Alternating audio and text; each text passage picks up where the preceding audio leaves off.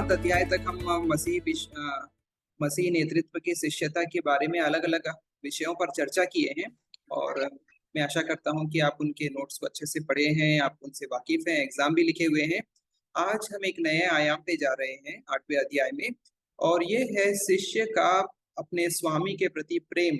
एक शिष्य का प्रेम करना उसके स्वामी के लिए। सो यीशु मसीह जो हमारा स्वामी है, उसके प्रति हमारा प्रेम, श्रद्धा या हमारी भक्ति किस प्रकार से होनी चाहिए, इसके विषय पर आज हम चर्चा करेंगे और आज का क्लास और एक और क्लास जिसमें हम ये विषय को कंप्लीट करना चाहेंगे। और एक बाइबल का एक भाग से जहाँ पे एक यीशु मसीह के शिष्य ने अपने प्रेम को प्रभु यीशु मसीह के लिए प्रदर्शित किया, उस भाग के द्वारा आज का विषय हम चर्चा करेंगे। मेरा स्क्रीन आपके स्क्रीन के सामने आ रहा है। सो इसका शीर्षक है शिष्य का प्यार। मसीह नेतृत्व का भाग 2 का ये 8वां अध्याय है और आज हम इसको चर्चा करेंगे। मरकुस रचित सुसमाचार उसका 14 अध्याय, उसका 1 से लेकर 10 पद तक हम अलग-अलग पदों को पढ़ेंगे। मैं 3 और 5 आपके लिए पढ़ रहा हूँ, लेकिन जब अगला स्लाइड में आएँगे तो आप में से कोई से मैं निवेदन करूँगा कि आप ये भाग को पढ़िएगा। एक स्त्री संगमरमर के पात्र में जटामासी का बहुमूल्य शुद्ध इत्र लेकर आई। 300 दिनार से अधिक मूल्य में बेचकर कंगालों को बांटा जा सकता है।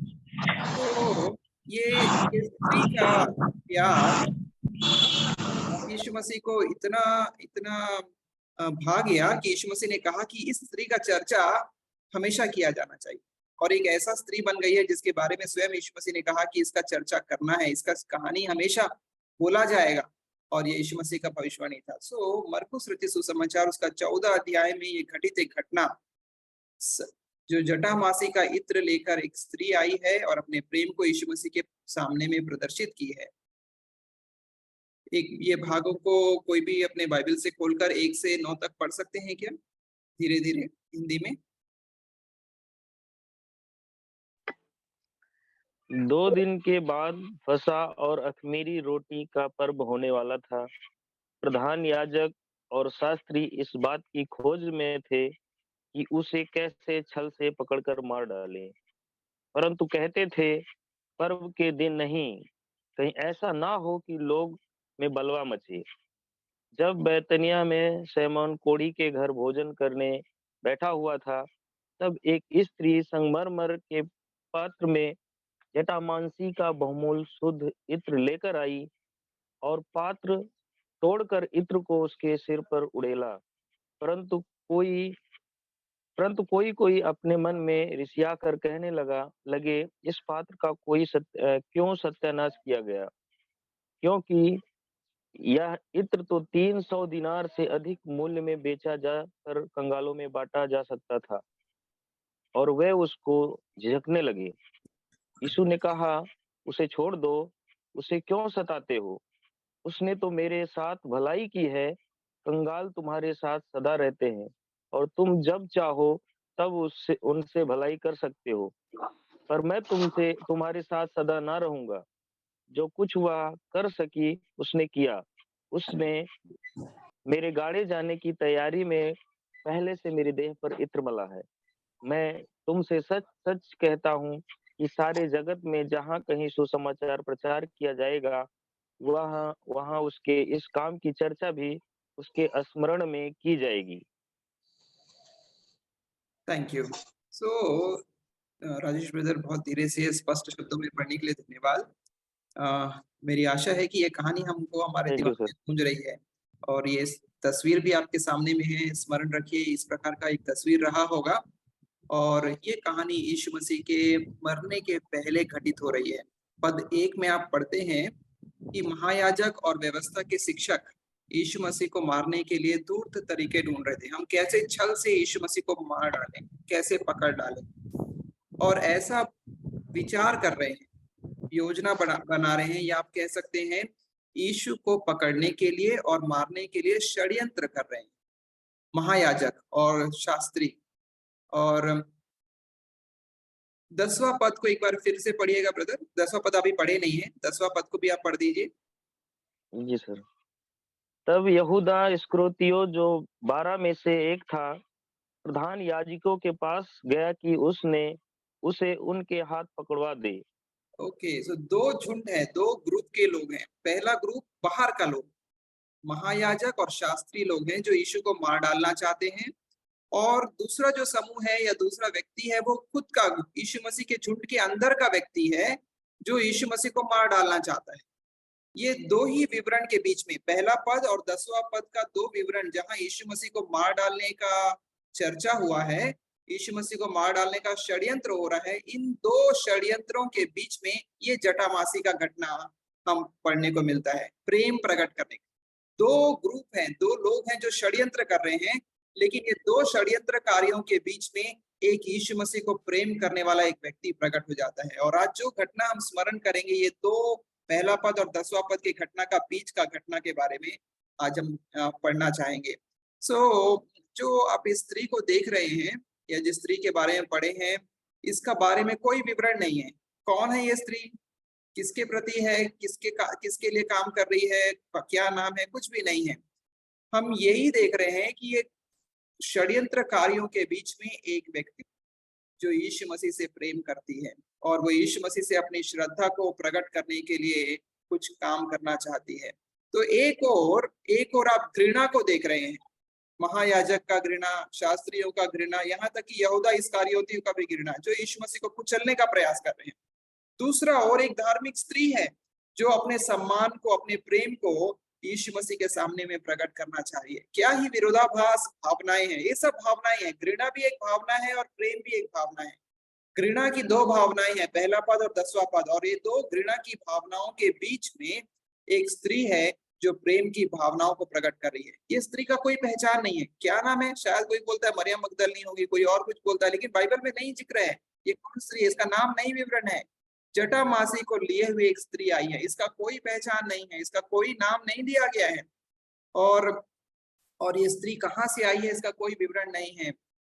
बाइबल में विशेषकर सुसमाचारों में महिलाओं के लिए अक्सर प्रभु के पास एक विशेष सेवकाई है। और जब आप यीशु मसीह को देखिएगा, यीशु मसीह महिलाओं को सेवकाई का अवसर दिया है। हमारा कलीसियाओं में ऐसा इतिहास रहा है जहाँ पे महिलाओं को सेवकाई से दूर कर दिया गया था, लेकिन यीशु मसीह जब प्रारंभिक कलीसिया का शुरुआत किए, उस समय में उन्होंने महिलाओं को एक विशेष स्थान दिया और सेवकाई का अवसर दिया। और आज भी इस युग में भी लोगों को मालूम हो गया है कि हमारा मध्य युग में जो हमारा परंपरा था कि महिलाओं को सेवकाई से दूर करने का, वो शायद अच्छा स्थान नहीं था। जब यीशु मसीह ने महिलाओं को सेवकाई का अवसर दिया, आज की कलीसिया भी महिलाओं को सेवकाई का अवसर दे रही है। कल मुझे आनंद लगा जब होमोरेटिक्स उपदेश कला के क्लास में पास्टर प्रमोद के टाइम टेबल में स्त्रियों का नाम है और उन्होंने परमेश्वर के वचन का प्रचार किए हैं। और आप देख रहे हैं हमारा इस नया युग में 21वीं शताब्दी में प्रभु का कार्य या प्रभु की योजनाएं प्रकट हो रही है। महिलाओं को सेवकाई में स्थान मिलना प्रारंभ हो गया है और प्रभु का कार्य स्त्री और पुरुष दोनों से बढ़ रहा है और ये प्रभु का कार्य है। सुसमाचारों में यीशु ने महिलाओं को विशेष सेवकाई का कार्यभार सौंपा है और मेरा आशा है हमारे Christian certificate in Christian leadership के क्लास में जुड़े हुए बहुत सारे महिलाएं भी हैं। आपके पास एक सेवकाई का अवसर है जो मनुष्यों के द्वारा दिया गया नहीं है, परमेश्वर ने आपको सेवकाई का अवसर दिए हैं और आप इस सेवकाई के कार्य को यीशु मसीह के अधिकार से आप आगे लेकर जाएं। यीशु ने कहा है, स्वर्ग और पृथ्वी का सारा अधिकार मुझे दिया गया है और इसलिए तुम जाओ। और आप किसी मनुष्य के नाम से नहीं जाते, लेकिन प्रभु यीशु मसीह के नाम से, जिसे स्वर्ग और पृथ्वी का अधिकार मिला है, उसके नाम से आप सेवा के अवसर को आप इस्तेमाल करते हैं। यह महिला का पहचान नहीं दिया गया, इसका नाम दर्ज नहीं दिया गया, किसकी बेटी है, किसकी पत्नी है, कुछ नहीं है, लेकिन एक बात मालूम है, इसे सेवा का या सेवकाई का अवसर दिया गया। यीशु के लिए प्रेम को प्रकट करने का एक अवसर इसे दिया गया। क्या लेकर आई है? एक इत्र लेकर आई है और ये इत्र का मतलब है सुगंधित तेल और जटामासी का इत्र है। अगर ये महिला का पहचान नहीं किया गया, लेकिन इत्र का जरूर पहचान किया गया है। कौन सा प्रकार का इत्र है? ये जटामासी का इत्र है। मेरे को मालूम नहीं जटामासी का इत्र का मतलब क्या होता है या ये क्या होता है, लेकिन ये मालूम है कि ये बहुत सुगंधित तेल है और ये बहुत महंगा भी है और ये साधारण नहीं है। तभी लोग कंप्लेंट करना शुरू किए थे। ऐसा लगता है कि ये हिमालय से लाया गया, कोई हिमालय का जड़ी बूटी से विकसित किया गया एक बहुत सुगंधित तेल होगा या कहीं और से, लेकिन ये अमीरों के उपयोग के लिए आरक्षित था। इसे साधारण लोग इस्तेमाल नहीं कर सकते थे क्योंकि साधारण लोगों के खरीदने के लिए ये काफी महंगा था। साधारण लोग नहीं खरीद सकते थे। जैसा 2 तोला सोना साधारण लोग कैसे खरीदेंगे? उसी प्रकार का ये इत्र भी है, सोने से महंगा, और ये इत्र को सिर्फ अमीर लोग इस्तेमाल किया करते थे। मरकुस बताता है ये इत्र का जो दाम है वो 1 वर्ष की मजदूरी से अधिक था। 1 वर्ष का मजदूरी। इसके पहले कि हम आगे आगे चर्चाओं में जाए, आप कल्पना कीजिए कि 1 वर्ष का मजदूरी क्या होता है? कि 1 वर्ष का मजदूरी, एक मजदूर 1 दिन में कितना कमाता है? कोई अंदाजा है क्या? एक मजदूर का मजदूरी 1 दिन का कितना होगा आज के ज़माने में? 250 के लगभग 250 500 रुपए। रुपया। अच्छा 500, 600, 500 मान लेते हैं। सो 500 रुपया अगर 1 दिन का है, तो 10 दिन का कितना हो गया? 5000 5000, 5000, 100 दिन का 15,000। 50,000 हाँ, नहीं 100 दिन का, 100 दिन का। 1 दिन का 500, 100 दिन का 50,000। हाँ, 5 जी, जी, सही। 50,000 ओके, 50, 100 दिन का, तो 300 दिन का 1.5 लाख। 1.5 लाख ओके। सो 300 दिन मान लेते हैं, 365 दिन में से अगर 300 दिन में लगाएंगे तो 1.5 लाख रुपया का ये जटामासी का इत्र है। और 1.5 लाख मेरे को नहीं लगता कि यहाँ पे जो भी लोग जुड़े हुए हैं उनके लिए साधारण बात है। 1.5 लाख एक बड़ा बात है। ये साधारण मजदूर का कमाई है। एक मजदूर का 1 साल का कमाई अगर 1.5 लाख है, तो ये स्त्री एक झटके में ये जटामासी का इत्र को तोड़कर यीशु मसीह के सामने में डाल दी है। 1.5 लाख जैसे हमारे आज के जमाने में एक मायने रखता है, उसी प्रकार से इस स्त्री के जमाने में, यीशु मसीह के जमाने में भी वो 1.5 लाख मायने रखता था। और वो स्त्री 1 वर्ष की मजदूरी से ज्यादा का इत्र यीशु मसीह के पास में लेकर आई है। मेरे को नहीं लगता है हम आप या मेरे घर में 1.5 लाख रुपए का कोई इत्र हमारे घर में रखा है। इतना महंगा इत्र हम इस्तेमाल नहीं करते हैं। शायद 500 रुपया का इत्र लगा लेंगे, कोई डिओड्रेंट होगा, कोई परफ्यूम होगा, 500, 300, 400। 1.5 लाख मतलब ये जरूरत से ज्यादा का है। ये अमीरों के इस्तेमाल में लाया जाने वाला एक इत्र है, और साधारण परिवार में, यहाँ तक कि मध्यम परिवारों में भी इसका इस्तेमाल नहीं किया जा सकता। ये बहुत ही ज्यादा महंगा है, स्पेशल है। इसको ऐसा कह सकते हैं ये राजा लोग इस्तेमाल करते हैं।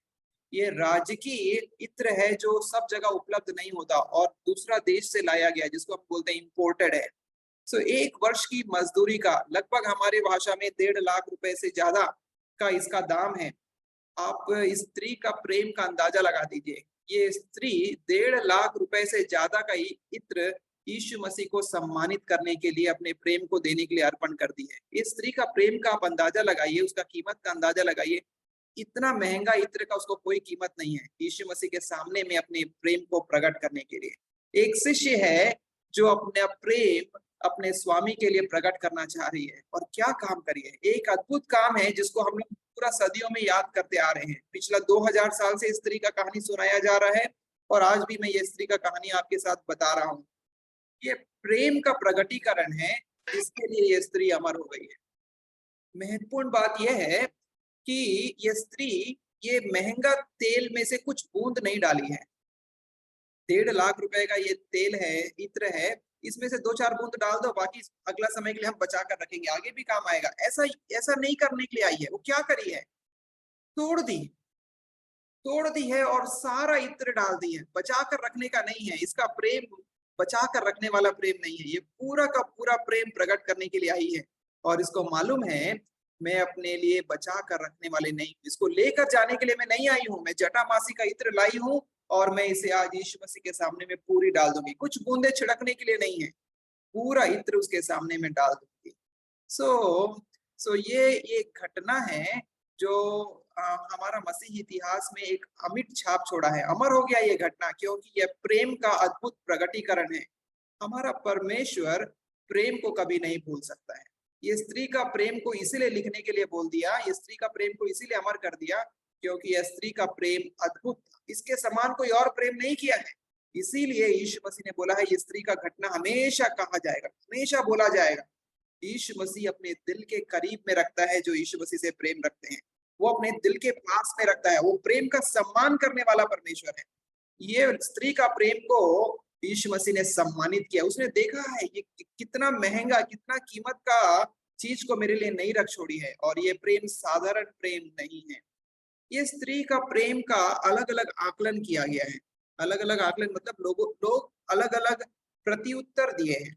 ये प्रेम को दिखाना चाहिए, नहीं दिखाना चाहिए, ऐसे करके अलग अलग लोग अलग अलग प्रत्युत्तर दिए हैं।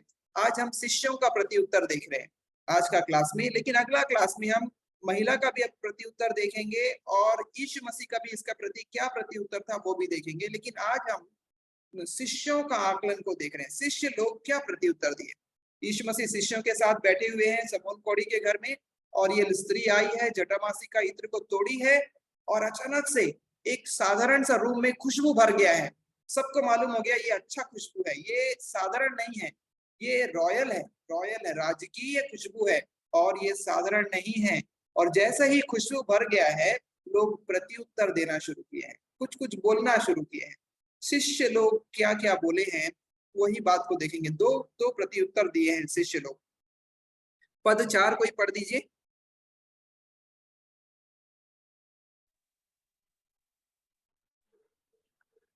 परंतु कोई कोई परंतु मन में रिसिया कर कहने लगे, इस इत्र का क्यों सत्यानाश किया गया। ओके, सो यीशु मसीह के चेले शमौन कौड़ी के घर में बैठे हैं, और शायद शमौन कौड़ी भी है, उसका परिवार भी होगा वहां पे, या कौन कौन है मालूम नहीं।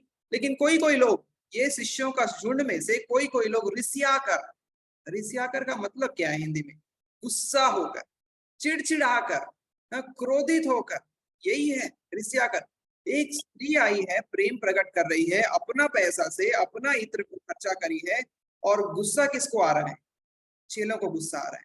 ये चेले रिसिया गए हैं, गुस्सा कर रहे हैं, चिड़चिड़ा गए हैं। क्या बोल रहे हैं? यह तो सरासर सत्यानाश है। क्या है, इतना बर्बादी क्या करना है?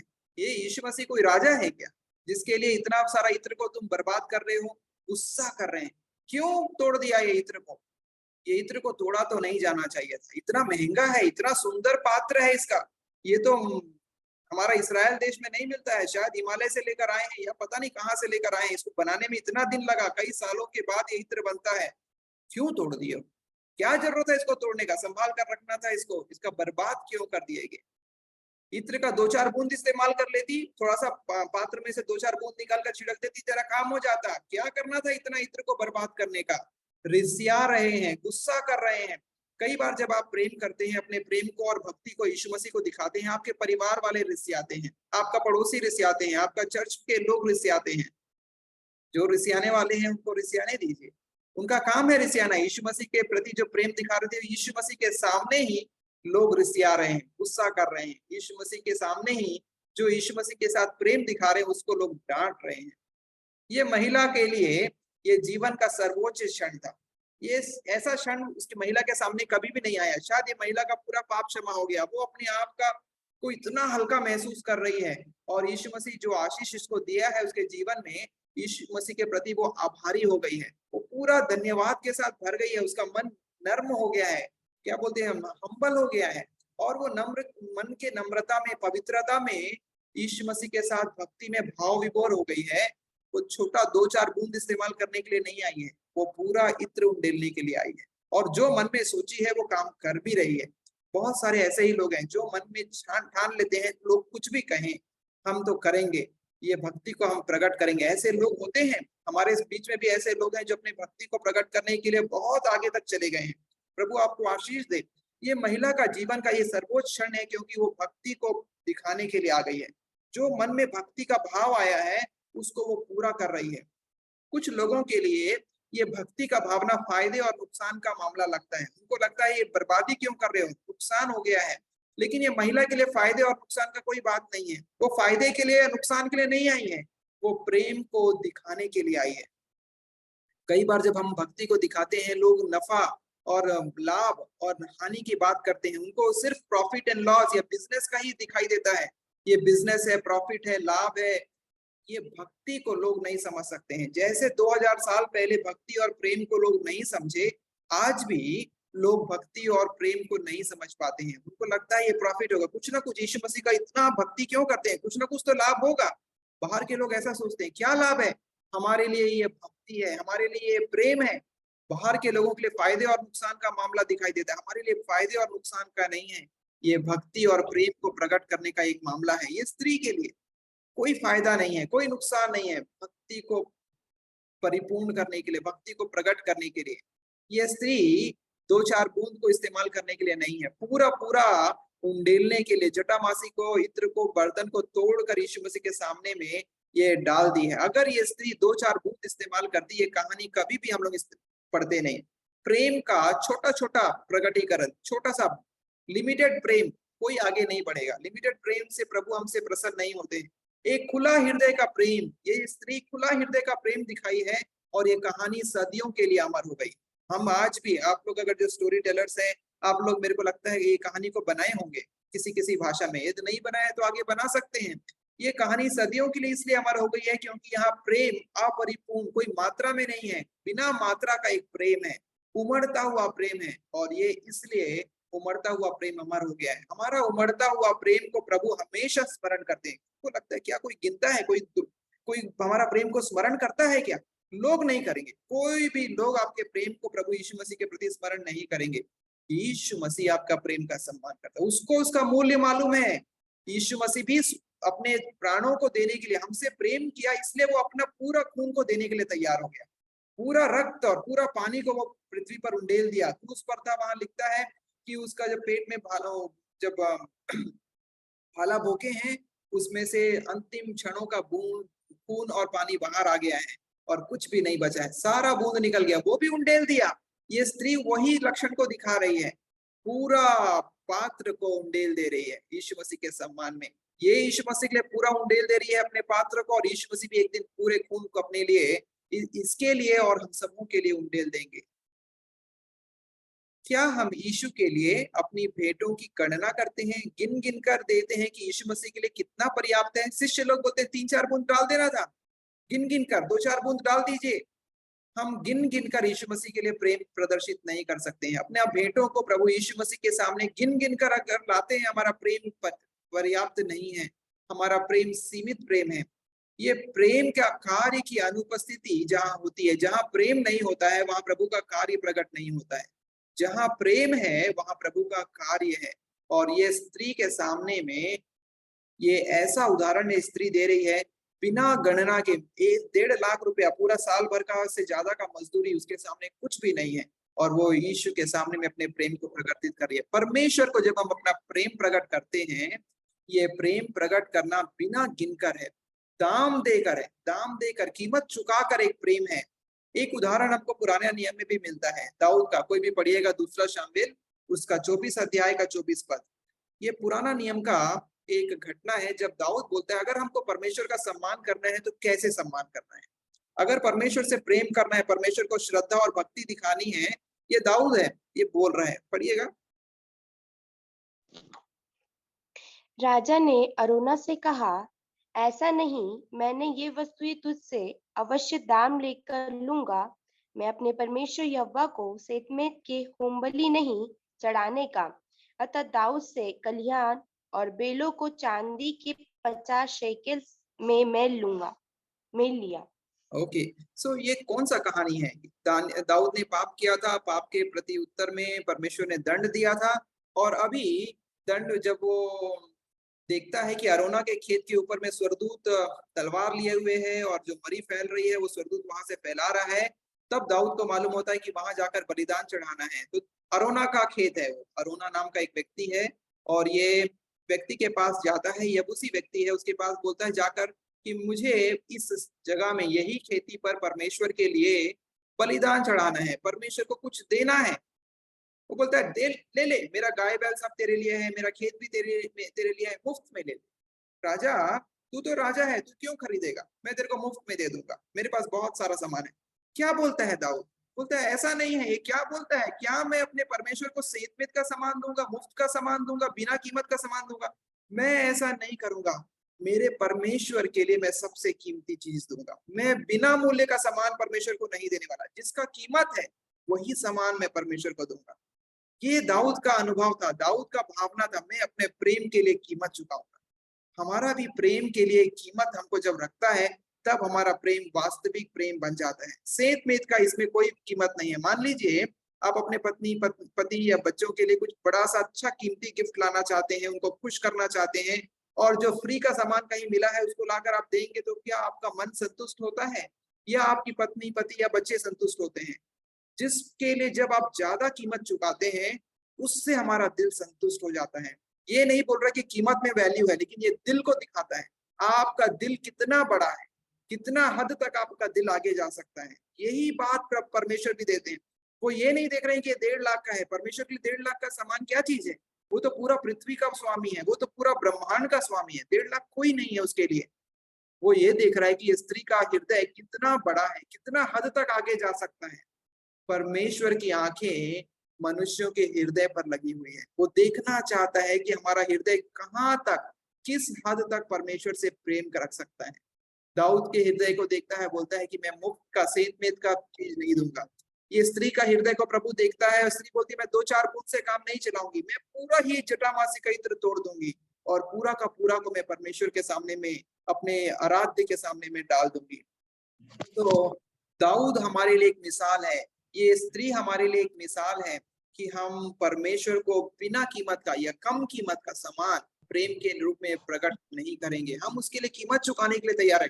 हमारा कीमत से बढ़कर आपका ध्यान इसमें होना चाहिए। कीमत पर ध्यान मत लगाइए, ध्यान दिल पर लगाइए। हमारा दिल कितना बड़ा है, इस पर हमारा ध्यान होना चाहिए कि हम किस हृदय से परमेश्वर को प्रसन्न करने के लिए अपना प्रेम को दिखाते हैं। तो पहला जो प्रत्युत्तर था, बर्बाद क्यों कर दी मूर्ख स्त्री? ये तेरे को बर्बाद करने के लिए था क्या? इतना सरासर बर्बादी है। 14वां पद में पढ़े, 5वां पद भी आप पढ़ दीजिए।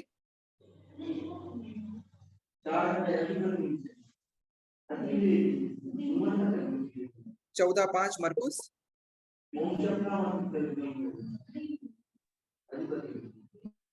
क्योंकि यह इत्र तो 300 दिनार से अधिक मूल्य में बेचा जाकर कंगालों में बांटा जा सकता था। ओके और वे उसको झिड़कने लगे।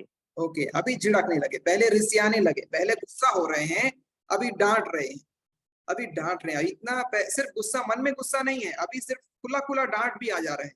डांटना मतलब, अगर आपको कोई गुप्त में डांटे तो आपको कम ग्लानि आएगी, लेकिन अगर लोग समूहों के बीच में आपको कोई डांटेंगे, यीशु मसीह के सामने में कोई आपको डांट लगाएगा, अगर या कलीसिया के समय में कोई आपको डांट लगाएगा, आपको अधिक असम्मान महसूस होगा, आपको ज्यादा ग्लानि आएगी सबों के सामने में। और ये स्त्री के लिए यही काम कर रहे हैं लोग, डांट रहे हैं। और क्या बोल रहे हैं? ए मूर्ख स्त्री, तेरे को समझ में नहीं आता क्या? इतना महंगा है, इसको सिर्फ राजा लोग इस्तेमाल करते हैं, इसको 2-4 बूंद इस्तेमाल करी थी, नहीं तू तो तोड़ दी है। इसको क्या करना चाहिए था? इसको बेच देना चाहिए था। कंगालों को, इतना सारा कंगाल है हमारे इस्राएल में, कंगालों के बीच में बांट देना था। क्यों तोड़ दी है? क्यों बर्बाद कर दी है? डांट रहे हैं। हमारा प्रेम का लोग आकलन हमेशा ही गलत करते हैं। ये स्त्री का प्रेम लोग नहीं समझ पाते। याद रखिएगा, जब हम अपने प्रेम को, सम्मान को परमेश्वर के लिए दिखाते हैं, हमारा पास्टर लोग नहीं समझ सकते, कभी कभी हमारा भाई बहन नहीं समझ सकते, हमारी माँ बाप लोग नहीं समझ सकते हैं, हमारे पड़ोसी भी नहीं समझ सकते, हमारे चर्च वाले भी नहीं समझ सकते। प्रेम को केवल एक ही समझता है, वो है हमारा परमेश्वर। वही आपका प्रेम को समझता है। आपकी श्रद्धा को, कई बार आप बाइबल पढ़ने में श्रद्धा दिखाए हैं, चर्च जाने में श्रद्धा दिखाए हैं, लोग आपको हमेशा चिढ़ाए हैं, गलत बोले हैं, या कोई ऐसा शब्द बोले हैं जिससे आपको दुखी लगा है। प्रेम का सम्मान करने वाला एक ही है, वो है परमेश्वर, और वही समझता है प्रेम को। आप स्मरण कीजिएगा, जब शमूएल की माँ शमूएल के लिए प्रार्थना करने गई थी, उसके पास बच्चा नहीं था। एली वहां पे आकर क्या बोलता है? वो रो रही है, बिलख रही है, मेरे को एक संतान दे दो, मेरे को एक संतान चाहिए। बिलख बिलख कर रो रही है, फूट फूट कर रो रही है। और एली बोलता है तू ज्यादा पी कर आई है, एक काम करना, अगले बार जब आएगी ना चर्च में, अगले बार आराधनालय में आएगी तो बिना पी के आना। वो बोलती है ये मेरा स्वामी ऐसा मत बोल, मैं पी नहीं हूं, मैं दुखियारी स्त्री हूँ। ये प्रेम को लोग नहीं समझ पाते। वो सोच रहे लड़की पी हुई है, ये स्त्री पी हुई है। जब कभी प्रेम को प्रकट किया गया है, लोगों ने उसे समझा नहीं है। और इसे हमको कोई निराश होने की बात नहीं है, लोग नहीं समझ सकते। प्रेम ईश्वरीय है, ये स्वर्ग का चीज है, परमेश्वर ही प्रेम है, यही लिखता है बाइबल। अलौकिक है। प्रेम का जो भावना है वो पृथ्वी की भावनाएं नहीं है। पृथ्वी का भावना में प्रेम का भावना नहीं है, पृथ्वी की भावना में घृणा की भावना है। ये स्वर्ग की भावना है जो परमेश्वर ने हमारे अंदर दिया है। और क्योंकि ये पृथ्वी की भावना नहीं है, पृथ्वी के लोग इसे समझ नहीं सकते हैं। केवल परमेश्वर है जो इस भावना को समझ सकता है। अभी कंगालों का स्मरण आ रहा है इस लोगों को। ये स्त्री एक प्रेम दिखा रही है और बोलते तुम कंगालों में क्यों नहीं बांटे, कंगालों को करना था। यहूदा इस्करियोती के पास पैसा था, उसको कभी भी ये नहीं लगता था कि कंगाल को कुछ करना है। यहाँ तक कि वो यीशु मसीह को इसके आगे बढ़ेंगे। आप यीशु मसीह को बेचना चाह रहे हैं 30 चांदी के टुकड़ों में, 10वां पद में 30 चांदी के टुकड़ों में यीशु मसीह को बेचकर वो पैसा को खुद के लिए इस्तेमाल करना चाहता है। और अभी यहाँ पे उसको स्मरण आता है कि कंगालों को पास में ये इत्र को बेच दिया जाना चाहिए। देखिए कैसा विरोधाभास है, कैसा लालच है। यहाँ पे एक स्त्री है जो अपना सामान को तोड़कर यीशु मसीह के लिए दे रही है, और वहां पे एक ऐसा चेला है जो यीशु मसीह को ही बेचने का प्लानिंग कर रहा है। लोग बोल रहे हैं स्त्री को इसका अच्छा उपयोग क्यों नहीं करे हो, ज्यादा पैसा कमाने के लिए इसका उपयोग करना था। कई बार परमेश्वर ने आपको जो टैलेंट्स दिए हैं, परमेश्वर ने जो आशीष दी है, लोग चाहते हैं कि आप उसको संसार के कार्यों में इस्तेमाल करें, और आपके टैलेंट्स को, आपके कलाओं को, आपके संपत्ति को, आपके आशीषों को लोग चाहते हैं कि आप संसार में इन्वेस्ट करें। और यहाँ पे एक स्त्री है जो यीशु के सामने में तोड़ दे रही है, यीशु मसीह के सामने में अर्पण कर रही है। गरीब लोग, यीशु मसीह कहते हैं गरीब सदा तुम्हारे पास में रहेंगे, लेकिन ये जो सेवा का अवसर है, ये प्रेम को दिखाने का अवसर है, ये स्त्री को दिखाने दो, इसको मना मत करो। ये मुझे सम्मानित कर रही है, मेरे मृत्यु के लिए ये तैयारी कर रही है, इसको करने दो। ये जो कर रही है, ये प्रेम, इसको इतना आशीष मिला है, इसका मन इतना हल्का हो गया, इतना भाव विभोर हो गए, जो कुछ ये काम कर रही है उसको करने दो, इसको मना मत करो। इस स्त्री के पास बहुत सारा विकल्प है। ये जो वो जटामासी का तेल लेकर आई है, इतना महंगा वाला, ये बहुत कुछ काम कर सकती है। ये इत्र से क्या क्या काम कर सकती है, बहुत सारा काम है। जैसे लोग इसको बोल रहे थे इसको बेच दो, बेचने के बाद बहुत पैसा मिलेगा। अगर ये जटामासी का इत्र बेचेगी तो 1.5 लाख रुपया कम से कम मिल जाएगा। 1.5 लाख रुपया संभाल कर रखो और तुम्हारा पूरा साल भर काम आ जाएगा। नहीं तो तुम इसको बुढ़ापे के लिए जमा करके रखो, जब तुम काम करने लायक नहीं होगे, जब तुम्हारे माँ बाप, बच्चे लोग तुमको देखभाल नहीं कर पाएंगे, ये पैसा तुम्हारा बुढ़ापे में काम आएगा। जैसे हम लोग भी इन्वेस्ट करते हैं, संभाल कर रखते हैं बुढ़ापे के लिए। या फिर ये स्त्री तो जवान है, तुम अपनी सुंदरता बढ़ाने के लिए अपना इत्र को अपने ऊपर में इस्तेमाल करो, सुंदर बनो, अच्छा से दिखो और अपने ऊपर में इस्तेमाल करो, तो ये स्त्री भी इस्तेमाल कर सकती है। और चौथा, या बाद के समय के लिए, आज नहीं इस्तेमाल करेंगे, अगला साल, अगले बार कभी जब काम आएगा तब इस्तेमाल करेंगे। बहुत सारा विकल्प है ये स्त्री के पास। लेकिन स्त्री एक निर्णय ली है, मैं अपने प्रेम को अपने आराध्य पर दिखाऊंगी, और वो एक ही माध्यम है, मैं इसको तोड़ दूंगी और अपने स्वामी के सम्मान में डाल दूंगी। क्या हमारा भी जो टैलेंट्स है, हमारी संपत्ति है, हमारे पास आशीष है, क्या हमारे पास भी ऑप्शंस नहीं है? बहुत सारा काम करने के लिए ऑप्शंस है। हम प्रभु के चरणों के सामने में अपने प्रेम को दिखाने के बजाय दूसरे ऑप्शंस में भी हम कर सकते हैं। अपना संपत्ति को, अपने प्रेम को और अपने कलाओं को हम कहीं और भी दिखा सकते हैं। हेनरी मार्टिन नाम के एक व्यक्ति थे। हेनरी मार्टिन का नाम अगर आप नहीं जानते हैं तो ट्रांसलेशन विभाग के लोगों को आप जानने की आवश्यकता है। ये एक बाइबल ट्रांसलेटर है। 7 साल तक बाइबल का ट्रांसलेशन किए हैं, 3 भाषाओं में नए नियम को अनुवादित किए हैं। ये हेनरी मार्टिन का नाम से एक यूनिवर्सिटी भी हैदराबाद में है, हेनरी मार्टिन यूनिवर्सिटी के नाम से। ये एक व्यक्ति हैं जो परमेश्वर ने अद्भुत टैलेंट्स दिया इस व्यक्ति को, हेनरी मार्टिन को। कैम्ब्रिज यूनिवर्सिटी के विद्वान हैं, कैम्ब्रिज यूनिवर्सिटी से पढ़ाई करे हैं। अभी भी बहुत सारे लोग हैं जो कैम्ब्रिज यूनिवर्सिटी में जाकर पढ़ना चाहते हैं, और वहां का एक विद्वान है। और इन्होंने जब 20 साल के थे, गणित का विषय में सर्वोच्च पुरस्कार मिला है गणित का कैम्ब्रिज यूनिवर्सिटी में। और लोग सोच रहे थे ये गणितज्ञ बनेगा, क्योंकि इतना ज्यादा प्रतिभाशाली बुद्धि है। गणित के विद्यार्थियों को बहुत ज्यादा सम्मान उस समय में था, और अभी भी सम्मानित करते हैं। जो लोग गणित जानते हैं, इनका दिमाग बहुत तेज चलता है, और ये व्यक्ति बहुत तेज दिमाग वाले, अच्छा गणित काम करने वाले थे।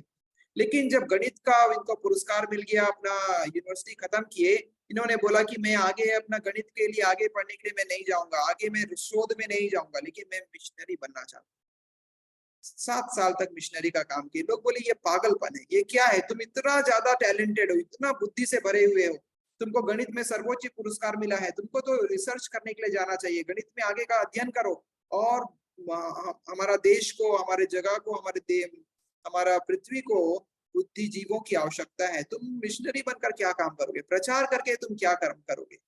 ये व्यक्ति 7 साल तक काम किया, भारत में आया, भारत में काम किया। उसके बाद उसको बुलाहट मिला कि मुझे भारत से जाकर ईरान में जाना है। यहाँ के लोगों के पास बाइबल नहीं है, इनकी भाषा में, ईरान मतलब फारस, जो बाइबल में फारस शब्द आया है और अभी हम उनको ईरान बोलते हैं, जो मुसलमानों से बाहुल एक देश है। इस स्थान के लोगों के लिए बाइबल नहीं है। ये व्यक्ति बोला मैं जाऊंगा, इन लोगों के लिए एक नया नियम को अनुवादित करूंगा इनकी भाषा में। बाइबल में इंडिया की 2 भाषाओं में काम किया, उसके बाद यहाँ की भाषा में काम करने लगा और 3 भाषाओं में वो बाइबल दे दिया, ईरान की भाषाओं में और भारत के दो भाषाओं में बाइबल का न्यू टेस्टमेंट को किया। 7 साल के बाद लोगों ने इनको मार डाले हैं। लोगों ने कहा ये जीवन की बर्बादी है, लेकिन ये नया नियम का जो अनुवाद किए उससे कई सारे लोग प्रभु यीशु मसीह के पास में आए हैं।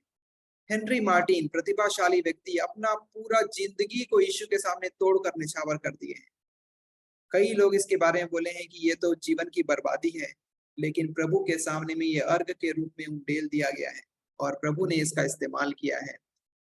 एक और व्यक्ति है जिसके बारे में बोलकर आज का क्लास को समाप्त करूंगा। मुझे मालूम नहीं पास्टर कपिल आ रहे हैं कि नहीं आ रहे हैं, लेकिन एक और व्यक्ति है जो हमारे लिए एक इंस्पिरेशन है, जो अपने जीवन को तोड़ कर रख दिए हैं, स्त्री के समान जटामासी का इत्र को तोड़ दिए हैं और प्रभु के सामने में अर्पित हो गए हैं। उनका नाम है विलियम बोर्डेन।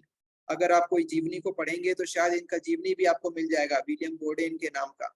ये व्यक्ति अत्यंत ही धनाढ्य है, जैसे रिच क्लास है ना, बहुत ज्यादा धनाढ्य फैमिली से है और बहुत बड़ा व्यवसाय है, ब्रांडेड व्यवसाय है और इतना अधिक संपन्नता है इनके पास, कोई चीजों का कमी नहीं है विलियम बोर्डेन के पास। इनका पिताजी एक संपन्न सक्सेसफुल बिजनेसमैन है, हर एक चीज जो चीज चाहिए उनके पास है और ऐसी कोई बात नहीं है जो इनके पास नहीं है। विलियम बोर्डेन को लोग सोच रहे थे कि ये व्यक्ति अपने पापा के बाद में बिजनेस को आगे बढ़ाएगा, ये भी एक अच्छा बिजनेस चलाएगा, अत्यंत संपन्न व्यक्ति बनेगा अपने पिता के समान।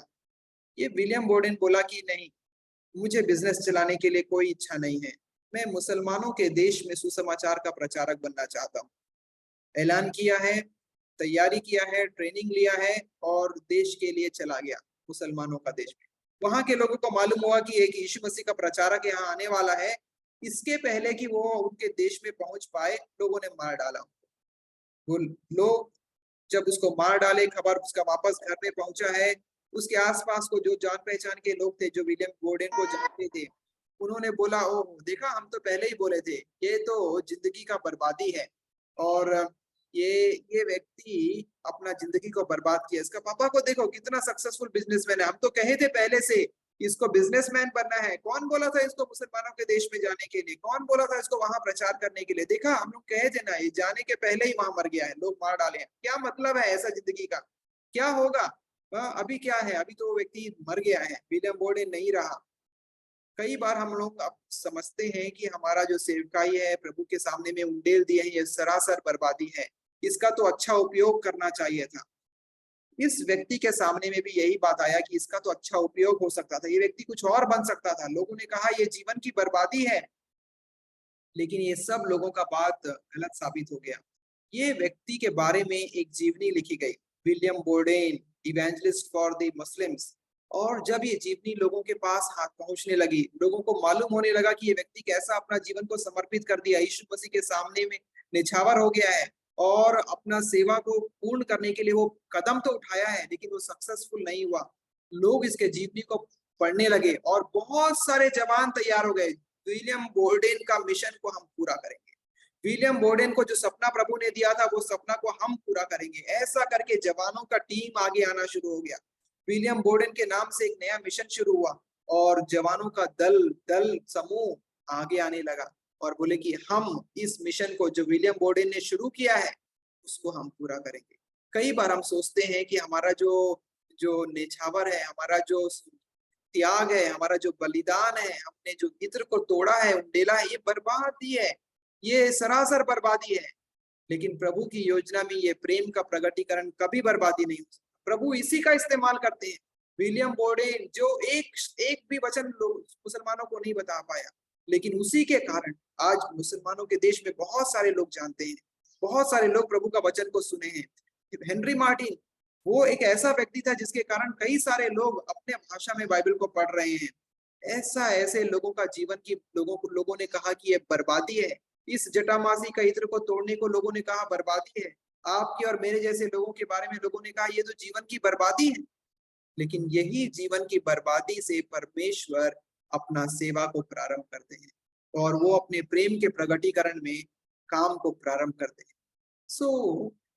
हम शिष्यों के आकलन के बारे में देख रहे थे, लोग कैसा प्रत्युत्तर देते हैं प्रेम के बारे में। आपका भी प्रेम प्रभु यीशु मसीह के प्रति दिखाया गया, लोगों ने शायद अच्छा प्रत्युत्तर नहीं दिया होगा, बुरा मत मानिए। लोग यही काम करने के लिए हैं, वो निराश करने के लिए हैं, लेकिन प्रभु हमारे प्रेम का सम्मान करते हैं। विलियम बोर्डेन के समर्पण को प्रभु ने सम्मानित किया, हेनरी मार्टिन के समर्पण को प्रभु यीशु ने सम्मानित किया। आपके और मेरे समर्पण को भी प्रभु यीशु मसीह सम्मानित करेंगे। हमको गिन गिन कर प्रेम नहीं करना है, हमारा प्रेम कीमत को देखना है। हमारा प्रेम का खुला हृदय को प्रभु देखता है कि हम किस हद तक जाकर हम प्रभु से प्रेम करते हैं, और जब वो प्रेम हम दिखाते हैं परमेश्वर हमारे लिए हमारे प्रेम का वो सम्मान करते हैं। दो प्रत्युत्तर और हैं जिसको हम अगले क्लास में देखेंगे, और प्रभु यीशु मसीह क्या प्रत्युत्तर देते हैं स्त्री के लिए, और महिला स्वयं क्या प्रत्युत्तर देती है, क्या है उसका प्रत्युत्तर इस प्रेम के समय में। वो दोनों ही बातों को देखेंगे, लेकिन ये बात हम अगला क्लास में देखेंगे।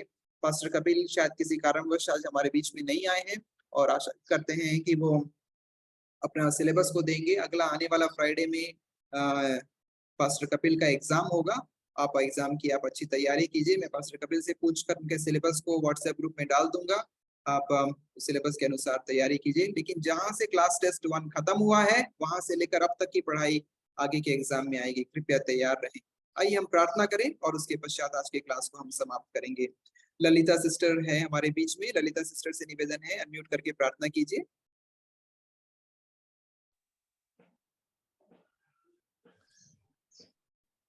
प्रार्थना करते।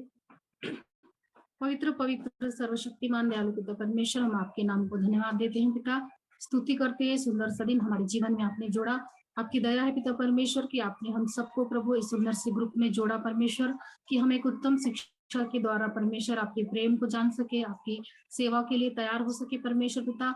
और बहुत ही सुंदर शिक्षण परमेश्वर आज के दिन आपने हमें आशीष सर के द्वारा दिया, इसलिए हम धन्यवाद देते हैं पिता परमेश्वर। प्रभु आप हमें मार्गदर्शन करिए प्रभु, कि हमारे जीवन में ऐसी क्या बातें जिसे हम आपके प्रेम के लिए उंडेल सके परमेश्वर पिता, अपने जीवन को आपकी सेवा के लिए इस्तेमाल हो सके परमेश्वर। धन्यवाद देते हैं, आदर महिमा बड़ाई प्रशंसा आपको देते हुए प्रभु जी। और इस छोटी सी प्रार्थना को हम अपने प्यारे उद्धारकर्ता प्रभु यीशु मसीह के नाम से मांगते सुनो। आमीन आमीन। थैंक यू ललिता सिस्टर प्रार्थना में अगुवाई करने के लिए। सारे पार्टिसिपेंट्स को भी धन्यवाद, आप क्लास में जुड़े हैं। प्रभु आपके साथ रहे और आपको आशीष दे। सबको जय मसीह की।